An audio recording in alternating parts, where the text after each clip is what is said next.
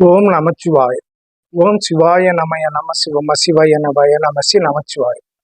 ஜோதிடம் எனும் தெய்வீக கலை எனக்கு கற்றுத்தந்த எனது குருமார்கள், எனது முன்னோர்கள், எனது மானசீக குருமார்கள் அத்தனை பேரும் திருப்பாதங்களை தொட்டு வணங்கி அவர்கள் ஆசி என்றென்றும் கிடைக்க எல்லாம் வல்ல ஈசனை பிரார்த்தனை செய்து கொள்கிறோம்.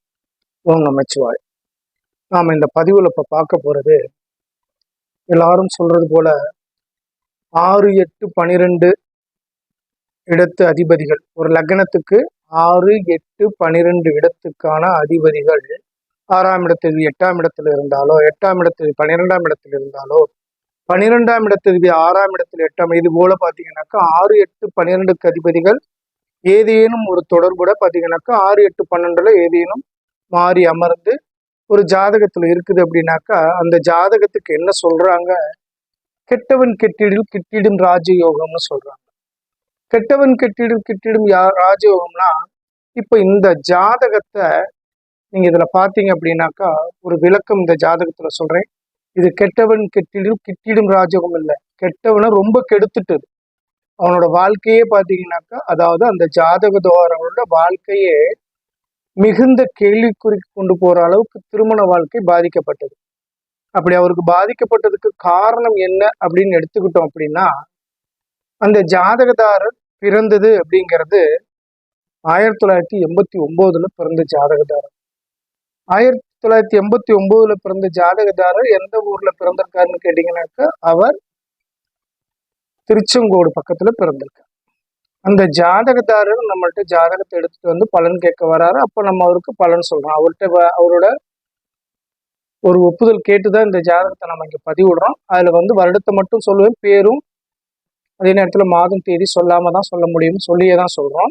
இப்ப இந்த ஜாதகதாரருக்கு என்னன்னு கேட்டீங்கன்னாக்கா, இந்த ஜாதகதாரருக்கு லக்னத்துக்கு 6ஆம் இடத்ததிபதியோட தசா, அதாவது துலாம் லக்னத்துக்கு, இவருக்கு ஜாதகத்துக்கு லக்னம் துலாம் லக்னம், லக்னத்துக்கு 3, 6க்கு அதிபதியோட தசா நடக்குது. அந்த 3, 6க்கு, அதாவது துலாம் லக்னத்துக்கு ஆகாத கிரகம்ன்றதே பாத்தீங்கன்னாக்கா மிகுந்த பகைன்னு சொல்லக்கூடியது குரு பகவான் தான். அந்த குரு பகவான் தசாவாகப்பட்டது பாத்தீங்கன்னாக்கா 3க்கும் 6க்கும் அதிபதியான தசா 8ஆம் இடத்துல இருந்து தசா நடத்துறாரு. அவர் தசா நடத்தின காலம் என்னன்னு கேட்டீங்கன்னா, 11/4/2021 அவருக்கு குரு தசா ஆரம்பிக்குது. இந்த குரு தசா முடியக்கூடிய காலம் அப்படிங்கிறது 11/4/2037 வரைக்கும் குரு தசா இருக்குது. இந்த ஜாதகதாரருக்கு வயது பாத்தீங்கன்னா, இந்த குரு தசா காலத்துல 31 வயது 10 மாதம் 8 நாள், 31 வயது 10 மாதம் 8 நாள் குருதசா ஆரம்பிக்கும் போது. அப்போ இவருக்கு திருமணத்துக்கு பாத்தீங்கன்னாக்கா வரன் தேடுறாங்க. இவருக்கு திருமணத்துக்கு வரன் பார்க்கும்போது என்ன விஷயம்னு கேட்டீங்கன்னாக்கா, திருமணம்லாம் முடிஞ்சிருது. திருமணம் முடியுது அப்படிங்கிறப்போ இவரோட வாழ்க்கையில அப்பதான் பாத்தீங்கன்னா பிரச்சனையாகுது. 6ஆம் இடத்துல 8ஆம் இடத்துல இருந்தா அதான் பழமொழி சொல்லி, அதாவது பாத்தீங்கன்னா ஒரு பாடலா சொல்றாங்க, பழமொழி சொல்றாங்க, கெட்டவன் கிட்டிடும் ராஜயோகம். ஆனா இந்த ஜாதகரை கெடுத்தது மட்டும்தான் மிச்சம். இந்த ஜாதகருக்கு திருமணத்தை அமைச்சு கொடுத்து, அந்த திருமணத்தினால் பாத்தீங்கன்னாக்கா அசிங்கம் அவமானம் எல்லாத்தையும் சந்திச்சு வம்பு வழக்காகி இவர் பாத்தீங்கன்னாக்கா கோர்ட்ல போய் விவாகரத்து பெற அளவுக்கு போயிருச்சு. இவரோட மன வாழ்க்கை எத்தனை நாள்னு கேட்டீங்கன்னா, சரியாக 55 நாள் கிட்டதான் இவர் மன வாழ்க்கையே நடந்திருக்கு. அவருக்கு திருமணம் நடந்த காலங்கள் என்ன அப்படின்னு கேட்டீங்கன்னாக்கா, அவருக்கு திருமணம் நடந்த காலங்கள் குரு தசாவில், குரு புத்தியில், குரு அந்தரத்தில், சுக்கிர சூட்சமத்தில், சுக்கிர பிராணம் போற காலத்துல இவருக்கு திருமணத்துக்கு வரன் பார்த்து, அதாவது திருமணமே மாங்கல்யம் இவரு கட்டக்கூடிய ஒரு திருமணத்தை நிறைவேற்றுற காலமா இருந்திருக்கு.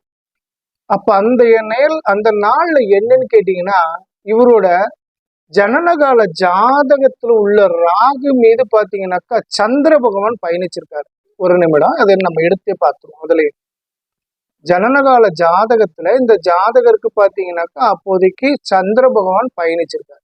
இந்த சந்திர பகவான் பயணிச்ச காலங்கள்ல ராகு மீது சந்திரன் பயணிச்சிருக்காரு.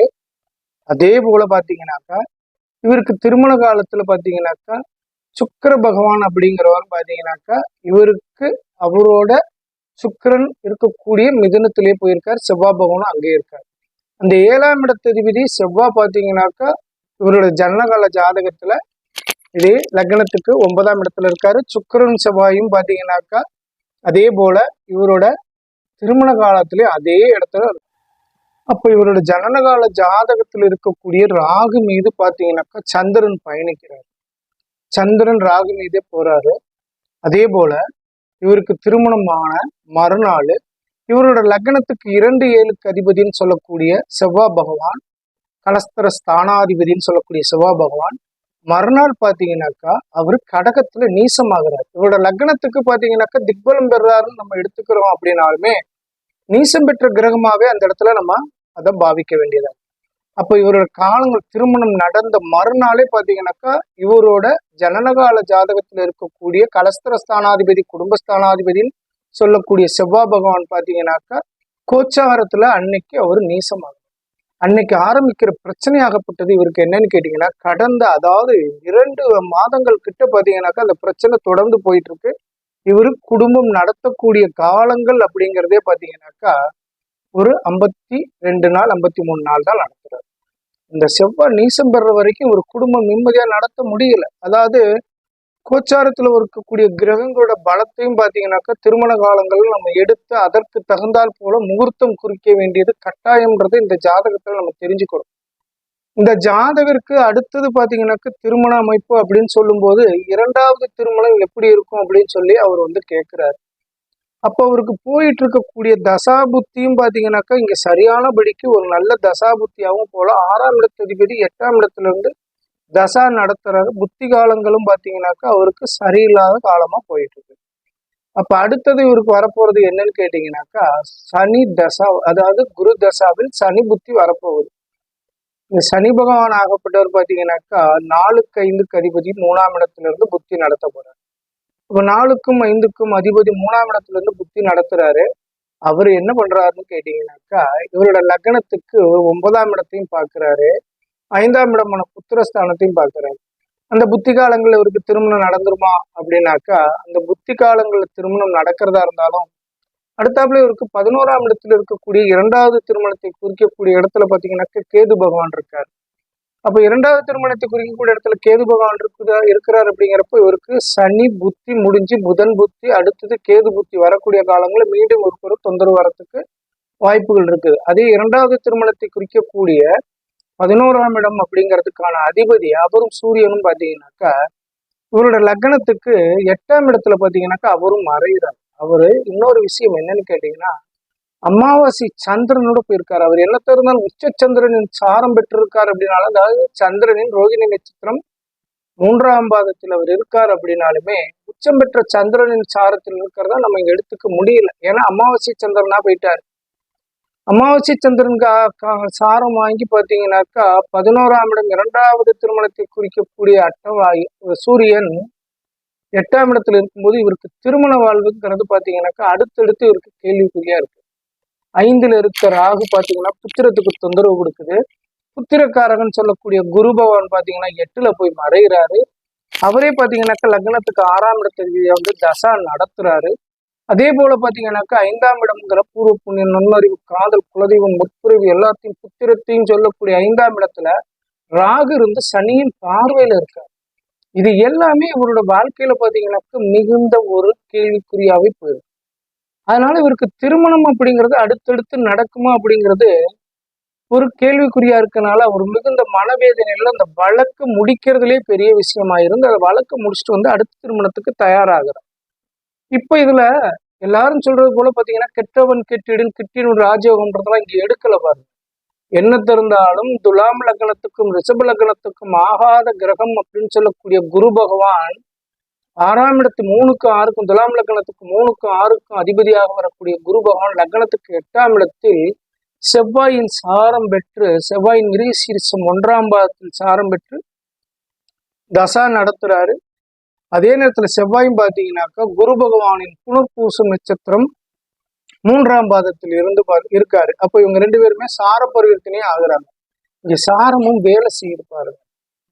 அப்போ இந்த கலஸ்திர ஸ்தானாதிபதி போய் உட்கார்ந்துருக்கிறது பாருங்க. 6ஆம் இடத்ததிபதியின் சாரம் பெற்று உட்கார்ந்துருக்காரு அப்படிங்கிறப்போ அந்த இடத்துல பாருங்க அந்த செவ்வாய் நீசம் பெறக்கூடிய காலங்கள் அவருக்கு தொந்தரவு கொடுக்குது அப்படிங்கிறத நம்ம இங்க எடுக்கும். இது முகூர்த்தம் குறிக்கும் போது இதெல்லாம் கவனிக்காம முகூர்த்தத்தை குறிச்சிட்டு இவரோட வாழ்க்கையில அடுத்த திருமணத்துக்கும் அமைப்பு கொடுக்கறதுக்கு சிரமமா இருக்குது அப்படிங்கிறப்போ இது போல ஜாதகங்களை நம்ம ஆய்வுக்கு எடுக்கிறோம் இல்ல பலன் சொல்லணும் அப்படிங்கிறப்போ முக்கியமா ஒவ்வொரு கிரகங்களின் நிலையையும் நம்ம தெரிஞ்சு பலன் சொல்றது அப்படிங்கிறது இதுல நல்லது அப்படின்றதுதான் என்னோட ஒரு கருத்து. ஏன்னு கேட்டீங்கன்னா இப்போ எல்லாரும் சொல்ற போல 6 லக்னத்துக்கு 6ஆம் இடத்ததிபதி 8ல இருக்காரு, லக்னத்துக்கு 8ஆம் இடத்ததிபதி 12ல இருக்கலாம், 12ஆம் இடத்ததிபதி 6 8ல இருக்கலாம், 8ஆம் இடத்ததிபதி 12 6ல இருக்கலாம், லக்னத்துக்கு 12 6ல இருக்கலாம். அதெல்லாம் பாத்தீங்கன்னாக்கா கெடுதல் பண்ணாது, அவங்களுக்கு நல்லதுதான் செய்யும் அப்படின்னு ஒரு சில கருத்துக்கள் இருக்கிறதுல மாறுபட்டு இந்த ஜாதகருக்கு ஒரு கெடுதல் நடந்ததுக்காக இந்த ஜாதகத்தை நாம இதுல பதிவிட வேண்டிய கட்டாயம் இருக்குது. அதனால இந்த ஜாதகதாரருக்கு நாமளும் இந்த பதிவை பார்க்குற அனைவருமே இந்த ஜாதகதாரருக்கு நல்ல திருமண வாழ்வும் நடக்கணும், அமையணும், நல்லபடி அவர் வாழ்ந்து அவரு புத்திரத்தோட பாத்தீங்கன்னா குழந்தைகளோட பாத்தீங்கன்னா சந்தோஷமா மனைவியோட இருக்கணும் அப்படிங்கிறதுக்கு எல்லாம் வகையில ஈசனை நானும் பிரார்த்தனை செய்கிறேன். இந்த பதிவை பார்க்குற எல்லாரும் சேர்ந்து இந்த ஜாதகருக்காக ஒரு பிரார்த்தனை பண்ணுங்க.